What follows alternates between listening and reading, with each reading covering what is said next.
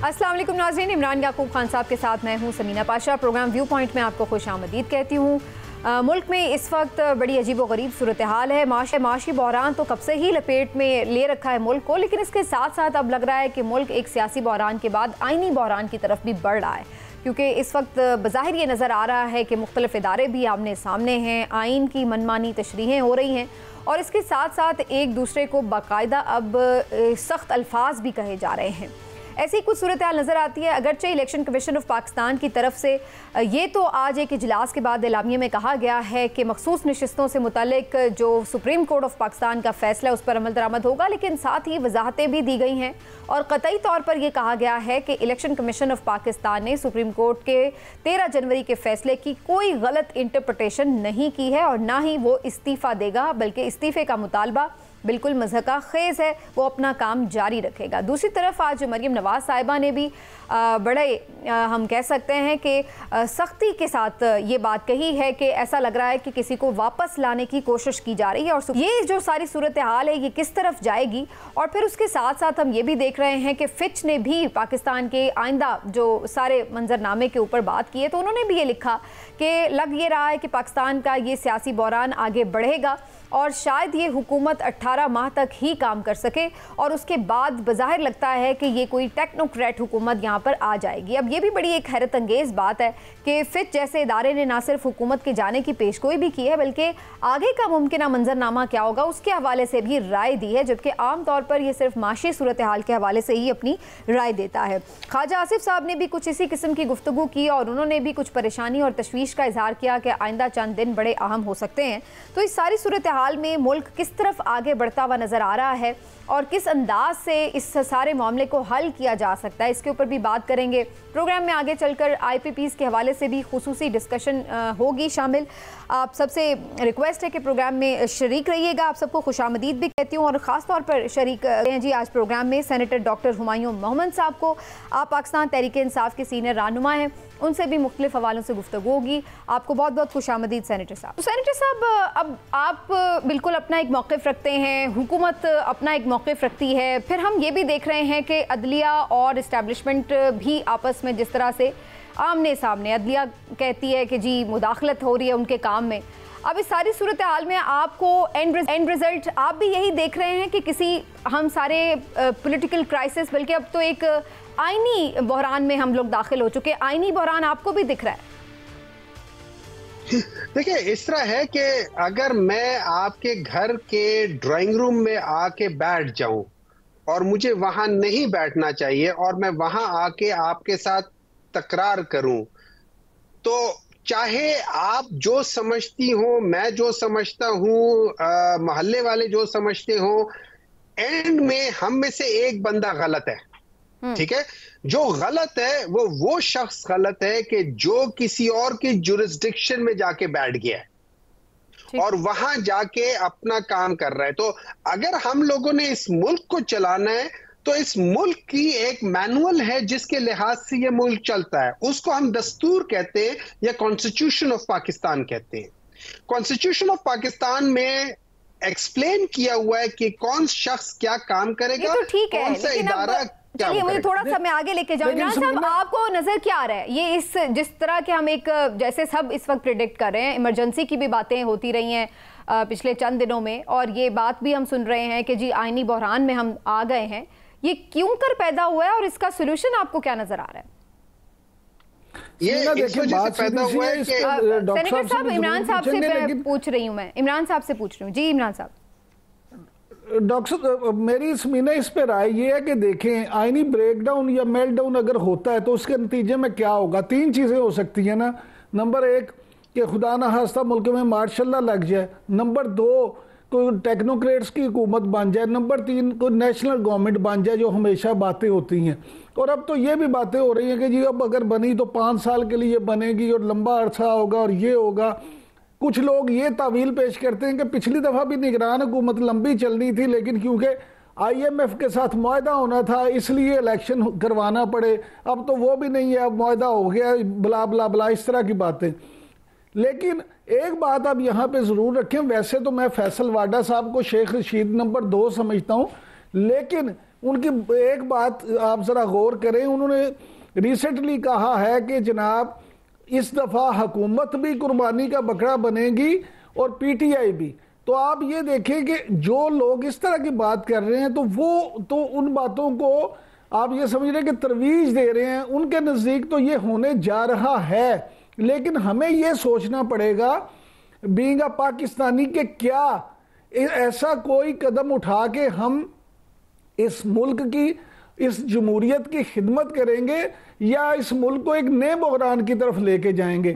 तो मेरे नज़दीक हर बहरान का हल उससे अगला बहरान नहीं होता। इस वक्त सबसे ज्यादा जिम्मेदारी आयद होती है सियासतदानों पे कि हमें, हमारे जितने भी सियासतदान हैं, वो पीपल्स पार्टी, मुस्लिम लीग नून, पीटीआई, जमात इस्लामी, जमीयत उलमा इस्लाम, तमाम जमातों से मुबर्रा होके एक हुकूमत को चाहिए कि एक कॉन्फ्रेंस बुलाएं, उसमें तमाम पार्टियां इकट्ठी हों और मिल बैठ के इसका फैसला करें और इक्तदार की लस्ट को लिए, लस्ट को खुदा का वास्ता यहाँ पर तो हम ये देख रहे हैं ना इमरान साहब के जब इतनी एक्सट्रीम पोजीशंस हों कि हम बैन करने जा रहे हैं, हम मखसूस नशिस्तें नहीं देंगे, हम सुप्रीम कोर्ट को ये कह रहे हों कि पता नहीं हमने इनके फैसले पे अमल करना है या नहीं करना, तो इस तरह की सिचुएशन में और एक एक्सट्रीम पॉलिटिकल इस तरह की सिचुएशन में जहां आप एक पार्टी को बैन कर रहे हैं, उसके लीडर के ऊपर आप आर्टिकल 6 लगाने की बात करें, आपके ख्याल से ये वो माहौल है कि जिसमें हम ये कहें कि जी ये लोग बैठ के बातचीत कर लेंगे और मसले का हल निकल आएगा?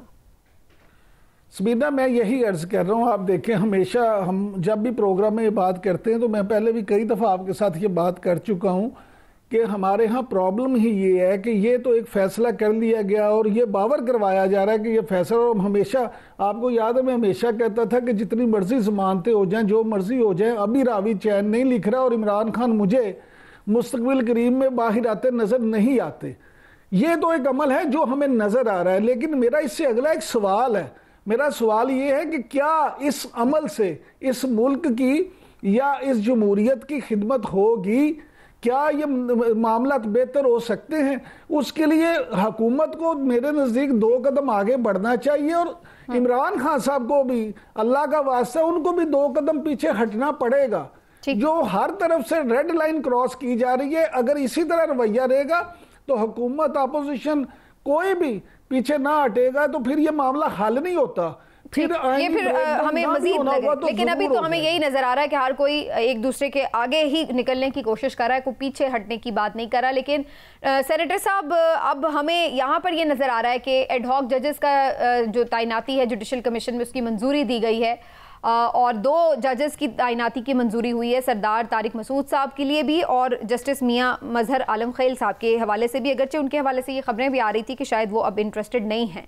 तो आपको क्या नज़र आ रहा है? एडहॉक जजेस भी आ रहे हैं, इस पे भी आप लोगों को एतराज़ है, जबकि इसका जो वजह बताई जा रही, मकसद बताया जा रहा है, वो तो ये कह रहे हैं कि जी बर्डन बहुत है इसलिए हम एक्स्ट्रा जजेस लगा रहे हैं। इस पे भी आप लोगों को एतराज़ है। तो आप लोग भी हर चीज़ पे एतराज़ करते हैं और फिर एक हमेशा पॉलिटिकल जिसको कहते हैं कि कशीदगी रहती है।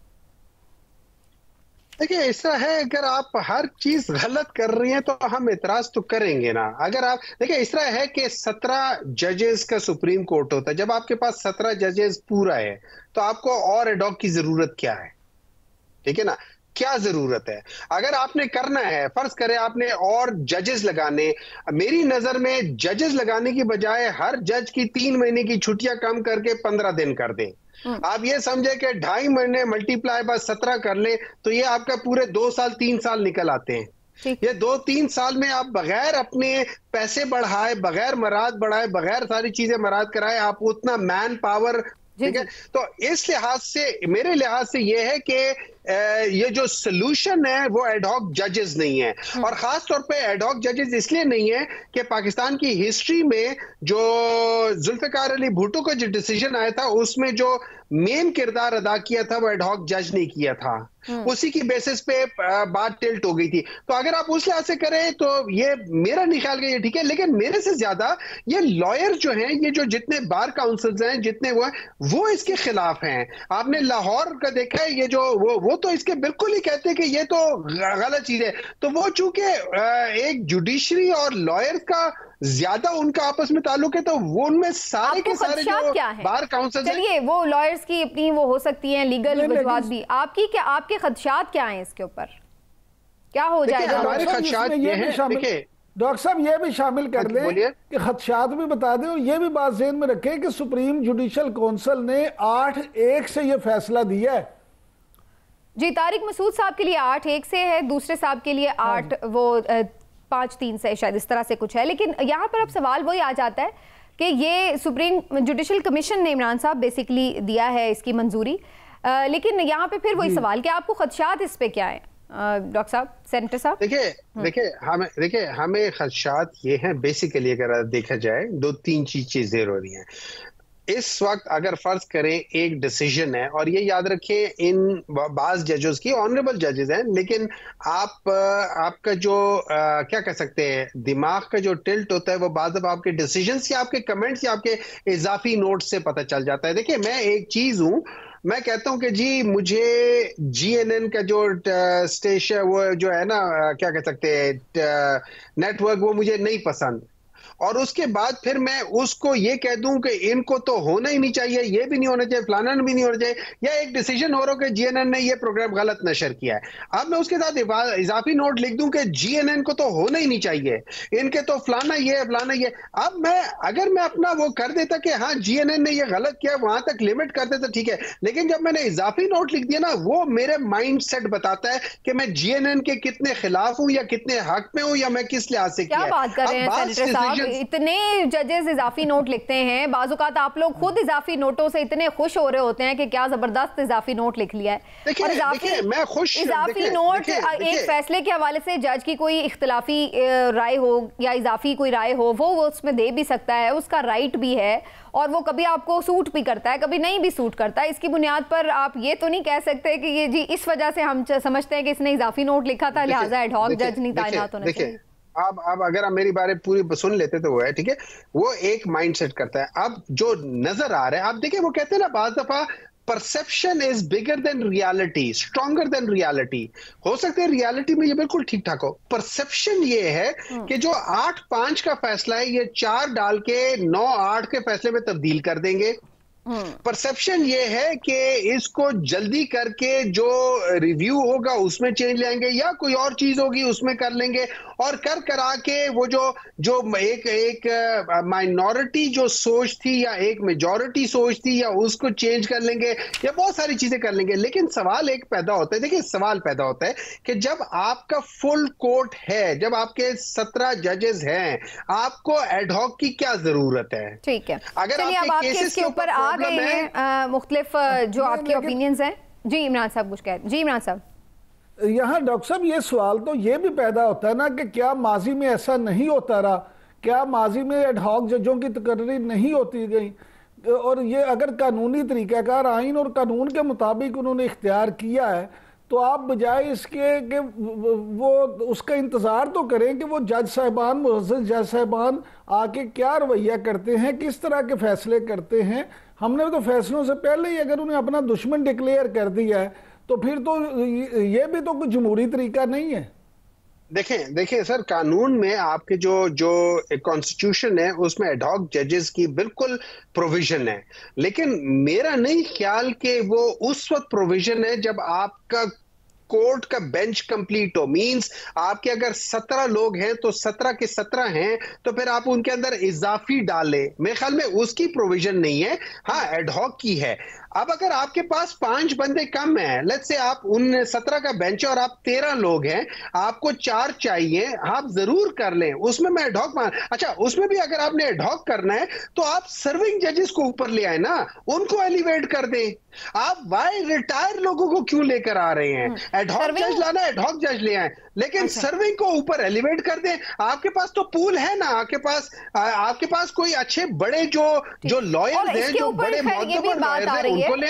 इसके ऊपर तो खैर ये भी बात आ रही है कि हाई कोर्ट में, लाहौर हाई कोर्ट में बड़ी नशिस्तें खाली हैं, वहां पर क्यों नहीं तैनातियां हो रही? इस्लामाबाद हाई कोर्ट में 2 नशिस्तें खाली हैं जजों की, पेशावर हाई कोर्ट में भी, सिंध में भी, तो वहां पे आप जो जगह है, ड्यू जगह है, वो फिल नहीं की जा रही। लेकिन सुप्रीम कोर्ट में जब फुल है कोर्ट, लेकिन उसके बावजूद एक्स्ट्रा लाए जा रहे हैं, तो इस चीज़ के ऊपर भी फिर सब लोग क्वेश्चंस उठा रहे हैं, राइट। लेकिन फिर बात वही है कि एडहॉक जजेस आए या कुछ भी हो, आपको नज़र आ रहा है कि आगे चल के जो खदशात हैं इस हुकूमत के कि जी इलेक्शन की पिटिशंस खुलेंगी और इलेक्शन के जो हल्के हैं वो खुलेंगे, ख्वाजा आसिफ साहब तो ये कर रहे हैं अपने खदशात का इजहार कि ऐसा लग रहा है कि पूरा इलेक्शन ही कलअदम करार दिया जा सकता है, तो आपकी क्या पोजीशन है? आप लोग चाहते हैं कि ये इलेक्शन कलअदम करार दिया जाए या इसमें आप समझते हैं कि इसका ऑडिट हो जाए, दैट इज इनफ?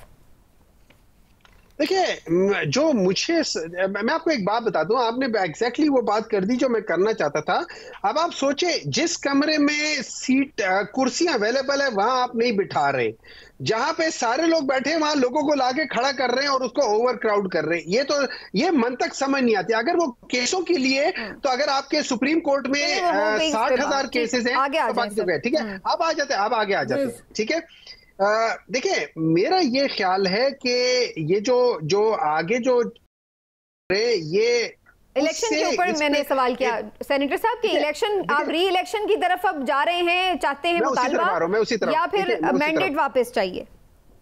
मैं जहां तक मुझे समझ आ रही है, इमरान खान ने पहले ये कहा था कि हम लोग मैंडेट वापस लेंगे, लेकिन मेरे ख्याल में जब से मौलाना साहब ने कहा हुआ है कि ये री इलेक्शंस होने चाहिए, तो मेरे ख्याल में जो मुझे समझ आ रही है, इमरान खान एग्री कर रहे हैं उस बात से कि ये री इलेक्शन होना चाहिए और दोबारा इलेक्शन होने चाहिए, और वो फ्री फेयर ट्रांसपेरेंट हो, without the influence of the present sitting. ये जो कमीशन है, इन लोगों को माइनस करके दोबारा करके इलेक्शंस दोबारा होने चाहिए। मैं ये समझता हूं कि यहाँ तक है, लेकिन वो तो खैर कह चुके हैं कि हम तो कोई मुस्ताफी नहीं हो रहे। आज उनकी बड़ी वाज़े प्रेस रिलीज है, कोई बर्डन नहीं उन्होंने लिया किसी तरह का। लेकिन बहरहाल डायग्नोज ठीक से होना चाहिए और बाद इस पे अमल होना चाहिए, लेकिन बहरहाल हर एक का अपना अपना मौक़िफ़ है। अहम डिस्कशन जारी। नाज़रीन, यहाँ पर एक ब्रेक लेते हैं, ब्रेक से वापस आते हैं, हमारे साथ रहिएगा।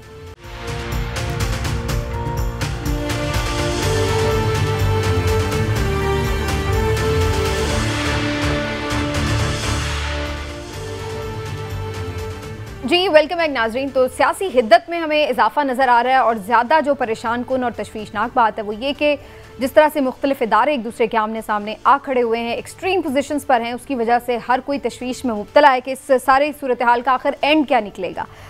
डॉक्टर साहब, ये फरमाइएगा कि ये सुप्रीम कोर्ट के फैसले पे जो आज इलेक्शन कमीशन का रद्द अमल आया है, 2 दिन उन्होंने पहले इजलास किया और उस पर गौर खोज करने के बाद आज उन्होंने कहा है कि सुप्रीम कोर्ट के फैसले पर हम अमल दरामद ज़रूर करेंगे, लेकिन जो कानूनी रुकावटें हैं उनको दूर करने के बाद।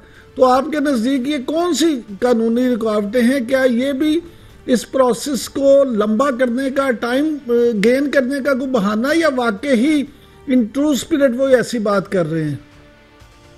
देखिए, इस तरह है कि डिले करें, ये एक खास टाइम से ज्यादा तो डिले टाइम बाउंड है, उससे ज्यादा डिले कर नहीं सकते।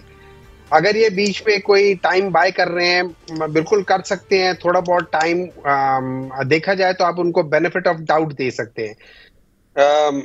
उनकी चूंकि हिस्ट्री अच्छी नहीं है तो हम सब उनको शक की निगाह से देख रहे हैं, लेकिन मेरे ख्याल में उनके पास चॉइस नहीं है सिवाय इसके कि जो सुप्रीम कोर्ट ने कहा है ये मनोअन उसको मान ले। उसके अलावा इनके पास कोई चॉइस नहीं है, अनफॉर्चुनेटली फॉर देम।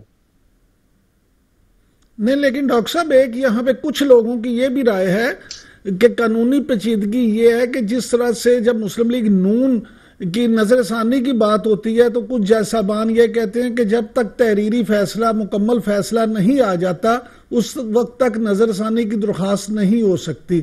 उसी तरह इलेक्शन कमीशन जो है, जब तक तहरीरी फैसला, मुकम्मल फैसला नहीं आता उस वक्त तक उस पर अमल दरामद भी वो नहीं करेगा। क्या आप समझते हैं कि ऐसी कोई बात है? देखिए, 2 चीजें होती है ना। एक तो उन्होंने जो इंस्ट्रक्शंस दिए हैं वो बड़ी क्लियर कट है कि ये डिसीजन है। अब उसके जो डिटेल्स आएंगे उसमें मुझे नहीं पता कि वो उसमें क्या देखने की कोशिश करेंगे। उसका जो क्रक्स है वो तो उन्होंने बता दिया है कि आपने सीटें इनको दे देनी है और इनको इतने दिनों में जो ये अपना कैंडिडेट प्रूफ कर लेता है with an affidavit and party उसको बैक करके उनको एक सर्टिफिकेट इशू कर देती है तो आप उनको ले लेंगे। अब उसकी डिटेल में जाके अगर पाकिस्तान मुस्लिम लीग नून उसको चैलेंज करना चाहती है या रिव्यू के लेकर जाना चाहती है, वो 100 बिस्मिल्लाह 100 करे। बहुत ज्यादा होगा तो हफ्ता 2 हफ्ता ये लोग वेट कर लेंगे, वो कर लेंगे। लेकिन मेरे नहीं ख्याल के जो डिसीजन मेकिंग है जो इलेक्शन कमीशन के लिए है, उनके पास उस किस्म की चॉइस मेरे नहीं ख्याल के है। लेकिन हमें पता है कि हम लोग लॉ को किसी भी तरीके से, आखिर को इलेक्शन कमीशन था ना, इनका काम इलेक्शन कराना है, इसी के लिए इनको तनख्वाह मिलती है, सारा दिन ये यही काम सोच रहे होते हैं। इसके बावजूद इन्होंने जो सुप्रीम कोर्ट का जो डिसीजन था बल्ले का निशान लेने का, उसको गलत इंटरप्रिटेशन कर दी है। इन्होंने अपने ही एक्ट की गलत इंटरप्रिटेशन कर दी है कि जी अगर आप किसी से बल्ले का निशान ले ले या उसका, चूंकि उन्होंने अपने अंदर इंट्रा पार्टी इलेक्शन नहीं कराई तो उनसे उनका सिंबल ले लिया गया है, तो बस अब उसका सारे कैंडिडेट जो है ना वो इंडिपेंडेंट हो जाएंगे। तो जब इनको पता ही नहीं है, इनको आता ही कुछ नहीं है, तो आप इनसे क्या उम्मीद करेंगे कि ये पूरा पढ़ लेने के बावजूद इन्होंने क्या तीर मार लिया था जो अगर अभी नहीं पढ़ेंगे तो ये कर लेंगे। लेकिन डॉक्टर साहब आज जो उनके तर्जमान की तरफ से इलामिया जारी हुआ है या जो उनका कहना है उस पर देखें, एक तो ये बात है कि जो भी आपने गुफ्तगू की, वो कहते हैं कि एक पार्टी वैसे ही हम पे इल्जाम लगाती है, हम तो उसको मानते ही नहीं, हम ऐसे ही है। दूसरी बात ये कि वो ये कहते हैं कि कभी भी इस तरह नहीं हुआ कि एक तफसीली फैसला आने से पहले ही उस पर अमल दरामद हो जाए। तीसरा वो ये कहते हैं कि जनाब जिन लोगों ने, जिन 41 लोगों ने हमें दिया ही नहीं, रिटर्निंग अफसर को किसी को भी अपनी एफिलिएशन ही नहीं दी, तो हम उसको किस तरह से उसके साथ मिला सकते थे, किसी पार्टी का कह सकते थे। फिर उन्होंने इलेक्शन हो जाने के बाद, कामयाबी के बाद जो 3 दिन मिले उसमें कानूनी तरीकाकार पूरा करते हुए सुन्नी इत्तेहाद कौंसिल में शमूलियत का कह दिया, तो वो आईनी और कानूनी तरीकाकार के मुताबिक तो उस पार्टी में है, लेकिन उनकी तरफ से इस्तदाई नहीं की गई थी। अच्छा देखिए, मैं आपको एक चीज समझाता हूं। आप जो फैक्ट्स नरेट कर रहे हैं बिल्कुल सही है। पाकिस्तान तहरीक इंसाफ को डिक्लेयर कर दिया गया था कि ये इलेक्शन नहीं लड़ सकती। पाकिस्तान तहरीक इंसाफ बैक कैंडिडेट्स को कह दिया गया था कि आप लोग इंडिपेंडेंट होंगे। अब उसके बाद जब इलेक्शन हुआ उसमें तकरीबन वो सारा इसी लिहाज से हुआ था कि वो इंडिपेंडेंट कैंडिडेट के लिहाज से इनको लड़ा रहे। हालांकि हम जितने भी पाकिस्तान तहरीक इंसाफ के कैंडिडेट थे उनको वोट इमरान खान पे पड़ा है, उनके बैनर्स पे इमरान खान की तस्वीर थी, उनको जो पाकिस्तान तहरीक इंसाफ का सोशल मीडिया उनको प्रमोट कर रहा था और उनको बता रहा था। ठीक है, अब इसके बाद चूंकि वो जो इलेक्शन कमीशन का डिसीजन आया था वो इंडिपेंडेंट कैंडिडेट्स का आया था, तो सब प्रोसेस उस लिहाज से हुआ था।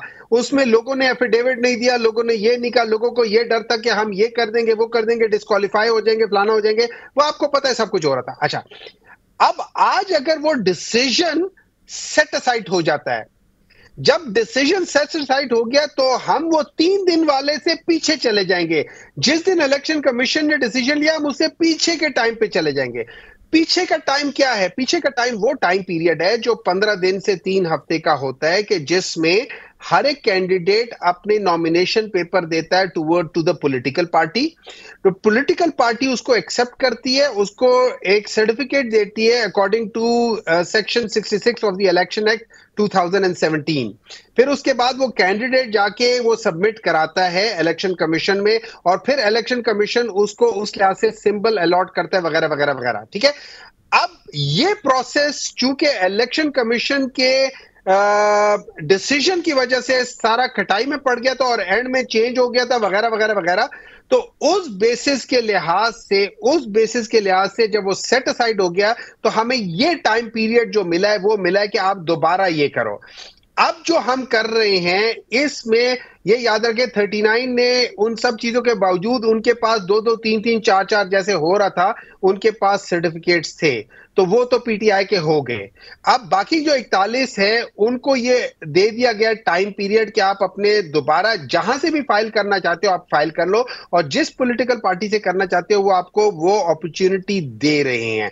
तो ये आजकल में ये भी जमा हो जाएंगे। अब ये कह देना कि वो 3 दिनों वाला वो है, वो 3 दिनों वाला तो सेट असाइड हो गया ना, वो पीछे चले गए हैं, तो वो चीज तो हो नहीं सकती। डॉक्टर साहब सुप्रीम कोर्ट के फैसले के बाद जल्द या बदेर हमें उम्मीद तो ये करनी चाहिए कि ये मामला तो हल हो जाएगा। अब जरा थोड़ा सा सियासी मामले की तरफ आ जाते हैं। देखिए, मेरे लिहाज से तो शहबाज शरीफ की हुकूमत तो है ही नहीं। वो लोग तो आगे डमीज हैं, वो लोग तो आगे एक किस्म के फ्रंट मैन हैं, ठीक है। लेकिन जो फिश ने, मेरी नजर में जो फिश ने कहा है, उन्होंने ये नहीं कहा 18 महीनों में खत्म हो जाएगी, उन्होंने कहा मैक्सिमम 18 महीने चलेगी।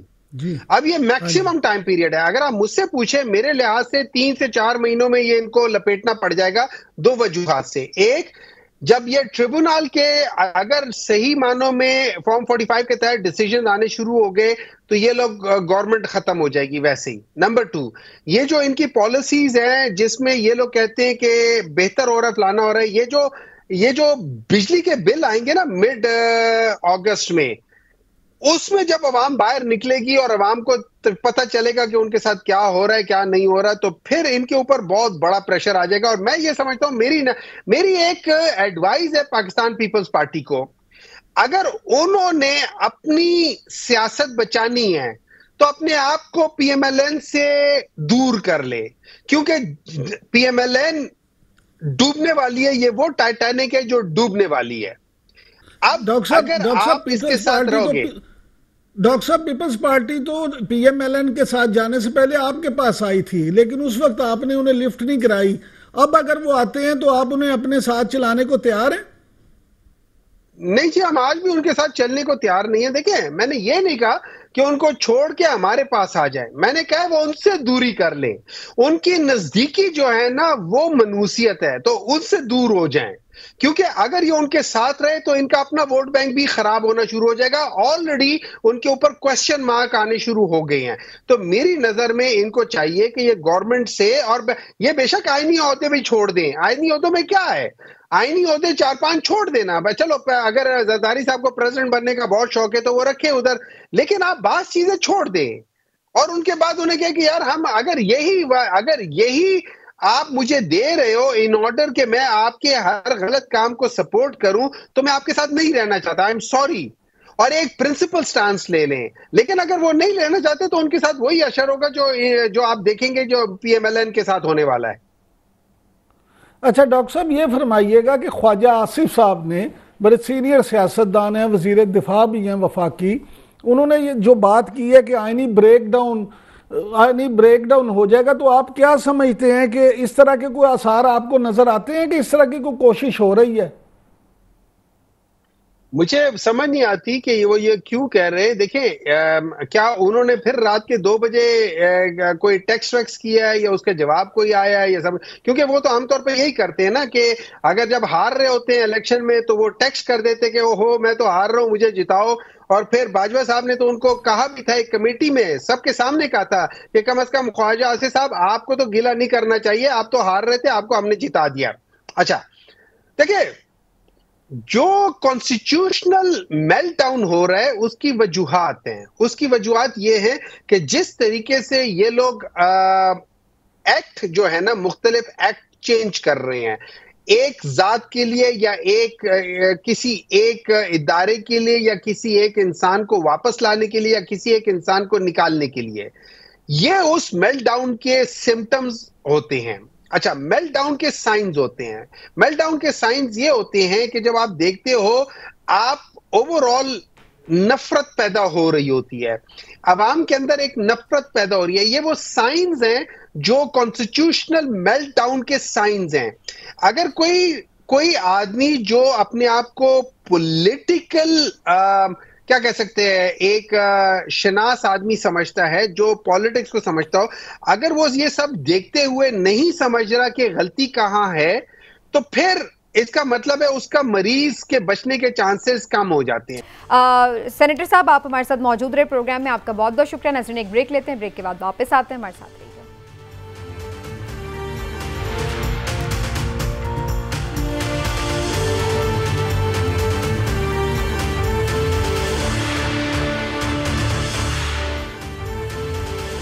जी वेलकम बैक नाज़रीन। और ये सेगमेंट बड़ा इंपॉर्टेंट है क्योंकि ये तमाम अवामुन्नास का मसला है और इस वक्त आप सब बिजली के बिलों से परेशान हैं। बिजली की कीमत है बढ़ती ही चली जा रही है, लेकिन इसके बावजूद भी हम देखते हैं सर्कुलर डेट ख़त्म नहीं होता, कैपेसिटी पेमेंट का इशू रहता है। और इसकी वजह बताई जाती है कि जो IPPs के साथ मुआहदे किए गए हैं वो इन टर्म्स और कंडीशंस पर हैं कि जिसकी वजह से बिजली का जो मामला है वो बिल्कुल समझ लीजिए कि कंट्रोल से ही बाहर हो जाता है। फिर बढ़ते हुए सोलर के इस्तेमाल की वजह से भी बहुत सी मुश्किलात हैं कि ये पैसे जो ये रेवेन्यू इकट्ठा नहीं हो पाता, तो इसलिए जो लोग फिर ये इस्तेमाल कर रहे हैं बिजली, उन्हीं के ऊपर मज़ीद बोझ मुंतकिल किया जाता है हुकूमत की तरफ से। ये सारा मसला कैसे हल हो सकता है, इसके ऊपर जायज़ा लेने के लिए सेनेट की कायमा कमेटी ने भी अब इजलास में तफसीलात तलब कर ली हैं IPPs के मुआहदों की, और इसके हवाले से क्या मुख्तलिफ ऑप्शंस हो सकते हैं, हम भी कुछ बात करने की कोशिश करेंगे। आज हमें इस सेगमेंट में ख़ास तौर पर ज्वाइन करें डॉक्टर गुलफराज अहमद साहब। आप एनर्जी एक्सपर्ट हैं, साबिक सेक्रेटरी पेट्रोलियम भी रह चुके हैं। डॉक्टर साहब, आपका बहुत बहुत शुक्रिया, आपने प्रोग्राम के लिए वक्त निकाला। डॉक्टर साहब, क्या इसको हम अगर यूँ पुट करें क्वेश्चन को कि सारा जो बिजली की बार बार कीमत बढ़ाने का मसला है उसकी वजह सिर्फ IPPs के जो मुआहदे हैं वही है, या इसमें कहीं और भी प्रॉब्लम्स हैं? आपके नज़दीक इसकी क्या वजह है कि बिजली बार बार महंगी करनी पड़ रही है? जी, मैं आपको ये बताना चाहूँगा जी कि ये मसला बहुत ही ज़्यादा बुनियादी मसला है और इतना गहरा मसला है कि जो पाकिस्तान की फ्यूचर बका के लिए इसका बहुत गहरा असर है। और वो चूँकि इसकी 3-4 वजूहात हैं। एक ये है कि जिस वक्त ये चाइना पाकिस्तान इकनॉमिक कॉरिडोर के नीचे वादे किए गए थे, मैं आपको यकीन दिलाता हूँ कि गवर्नमेंट का कोई सीरियस महकमा या उनकी कोई टीम जो है इसमें शामिल नहीं थी और ज़्यादातर ये चाइनीज़ पर छोड़ दिया गया था। उन्होंने ही मुख्तलिफ किस्म के बिजली घर जो है वो उन्होंने सेलेक्ट किए और उन्होंने ही फिर उनकी जो आगाज़ किया उनका।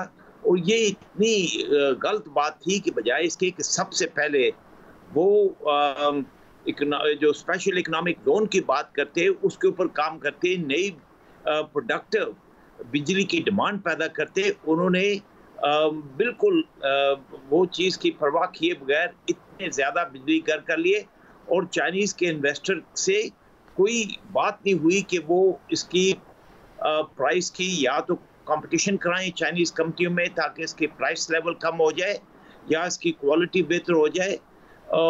ये बात भी नहीं हुई और इस तरीके से चाइनीज़ ने अपनी मर्जी के मुताबिक बिजली के कारखाने बना दिए और जो वो बन चुके तो फिर पता चला कि हमारे पास तो इसकी फ़िलहाल यूटिलाइजेशन नहीं है और न ही हमारे ग्रिड में ये कैपेसिटी है। यानी इस कदर ये इसमें निगलेक्ट हुई है और इसकी जो फॉल्ट पर जो भी अदारे फॉल्ट पर होंगे जब तक उनको अकाउंटेबल नहीं किया जाएगा पाकिस्तान का बचने को कोई रास्ता ही नजर नहीं आ रहा। लेकिन इसमें आपको लगता है कि ये रीनिगोशिएटेबल है? इसको हम दोबारा से उनसे बातचीत कर सकते हैं?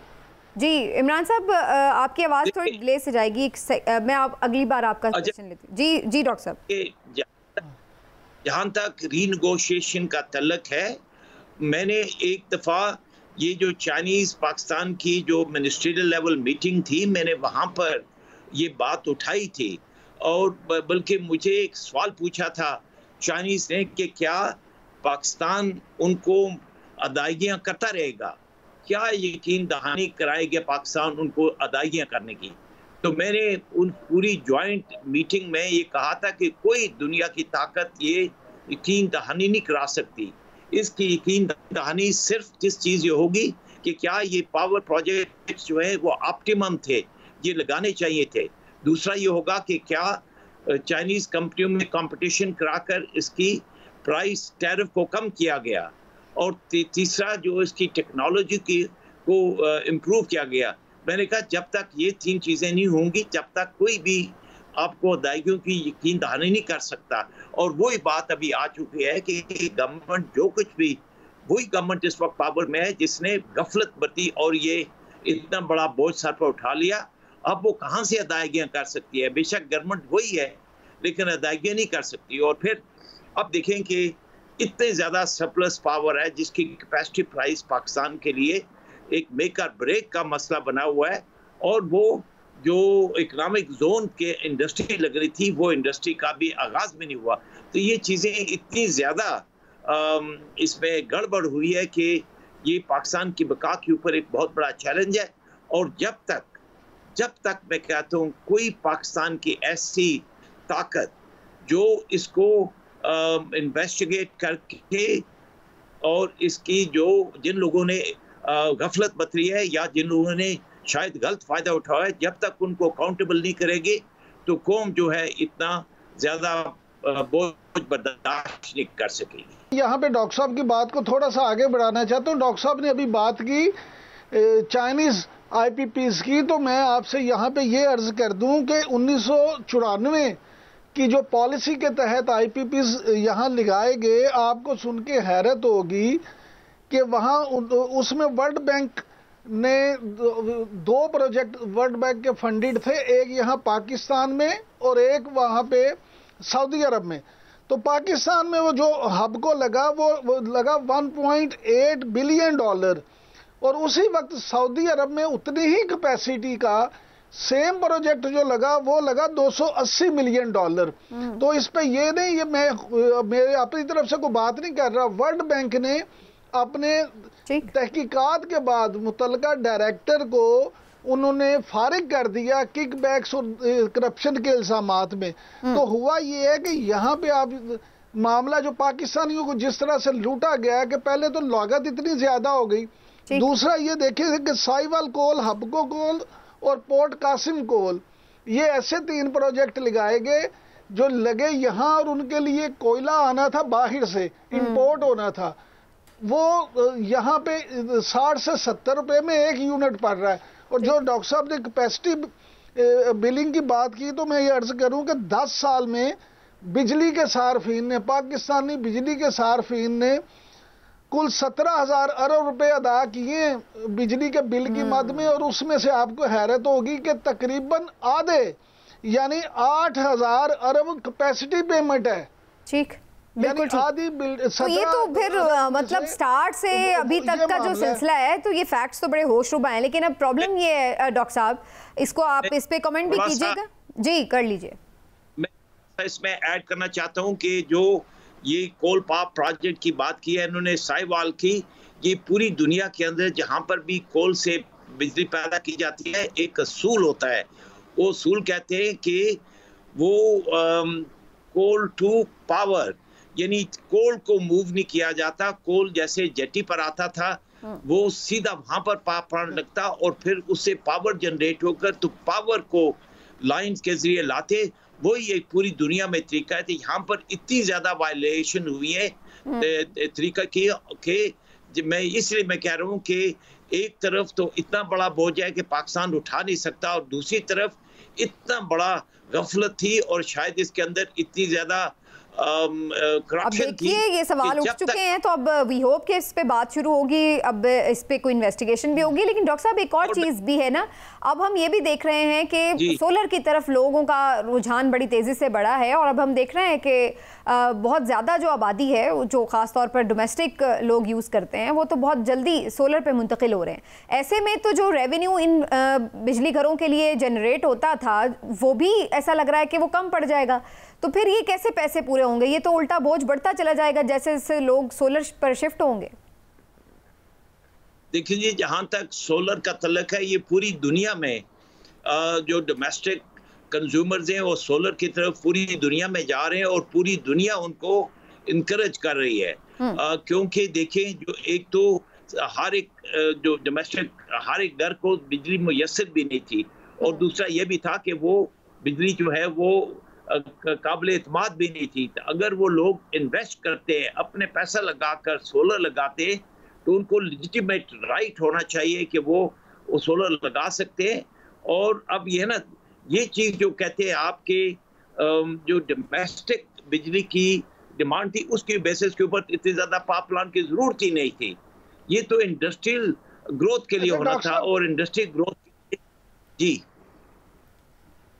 डॉक्टर साहब ये फरमाइएगा कि अब ब्यूरोक्रेसी और हुकूमत भी इस वक्त आमने सामने आ गए हैं। वुज़रा, वफाकी वुज़रा का ये कहना है, ये मानना है कि ये जो IPPs के मुआहदे हैं जिनके साथ ख़त्म होने जा रहे हैं उनको ख़त्म किया जाए, और जिनके साथ रीनिगोशिएट हो सकता है उनके साथ रीनिगोशिएट किया जाए। लेकिन ब्यूरोक्रेसी हड्डर बन रही है इस वक्त। वो कहते हैं कि नहीं, इससे मसाइल होंगे। लेकिन वुज़रा जो हैं वो ये कह रहे हैं कि अगर इस पे हो जाए तो हम महंगे IPPs बंद करके सालाना 1446 अरब रुपए की कैपेसिटी पेमेंट जो है उससे बच सकते हैं। आप क्योंकि खुद एक सीनियर ब्यूरोक्रेट रहे हैं, आप क्या समझते हैं कि रीनिगोशिएट नहीं हो सकता? देखिए जी, पहली बात यह है कि जहां तक जो पुराने IPPs हैं वो अपने जो उनके कानूनों के मुताबिक, जो उनकी अंडरस्टैंडिंग और एग्रीमेंट के मुताबिक ही ख़त्म किए जा सकते हैं, वरना वो सारे आपको इंटरनेशनल कोर्ट्स में ले जाएंगे। और जहाँ तक ब्यूरोक्रेसी की बात कर रहे हैं, मसलन नेपरा है, नेपरा तो पूरी तरीके से वाकिफ है कि कौन सा तरीका होगा उन पुराने IPPs को ख़त्म करने का। अगर उसको कानूनी जवाज़ नहीं है तो नेपरा शायद ये कहेगा कि वो ख़त्म नहीं हो सकते। लेकिन अगर जहाँ तक गवर्नमेंट के मिनिस्टर ये चाहते हैं कि उनको ख़त्म करें, तो लेकिन मिनिस्टर जो है वो कानून के मुताबिक ही ख़त्म कर सकते हैं।